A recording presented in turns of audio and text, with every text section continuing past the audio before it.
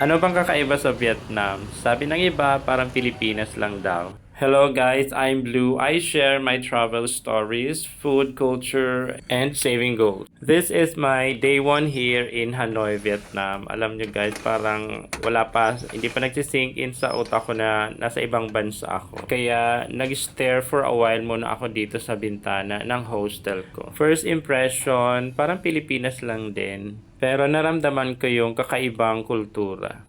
So ayan, ninamnam ko muna yung pera ko dahil at last, milyonaryo na ako dito sa Vietnam.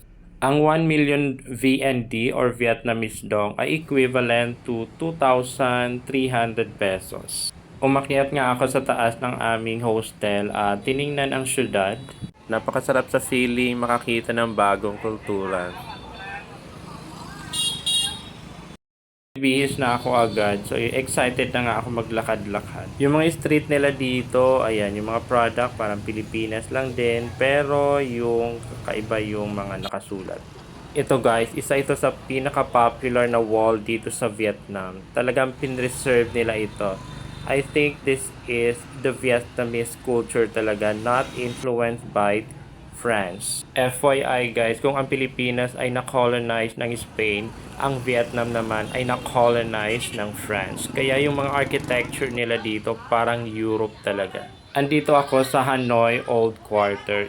Dito mo talaga makikita yung French influence through the architecture. Kaya sikat na sikat ang Hanoi, Vietnam, puntahan. Itong mga local product like banig ay almost similar din sa atin sa Philippines. Dito ako nagulat sa kultura nila. Sanay silang kumain sa maliit na table at upuan. Since nagutom na nga ako, I decided to eat lunch na. Alam nyo guys, I decided na kumain talaga together with the locals para maramdaman ko talaga kung ano yung kultura nila dito.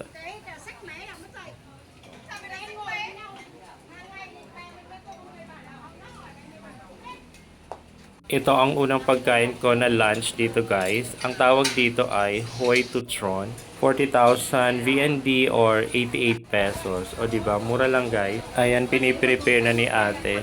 Ito ay gawa sa rice noodles tapos maraming gulay. May mga nilalagay siyang sahog at pampalasa at merong nuts. So ayan, nilagyan ko nga ng chili sauce para medyo maanghang. So ayan, try na natin guys. So excited na ako dito tikman. Hindi ko pa nga yan na gamitin yung chopstick. Kaya nag-struggle talaga ako. First time kong mag-struggle kumain, promise. Pero eventually, nung nasanay na ako gamitin yung chopstick, parang madali lang pala siya. So ito guys, sobrang sarap nito pala. Parang nag-aagaw yung lasang manamis-namis at medyo konting alat. And crispy yung gulay. Promise.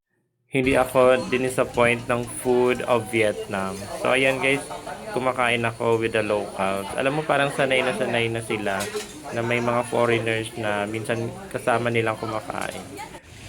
Ito naman yung ibang type of street foods and locals eating sa small stall, table, or chair. Hanggang dito na muna guys yung part 1 of my Vietnam travel.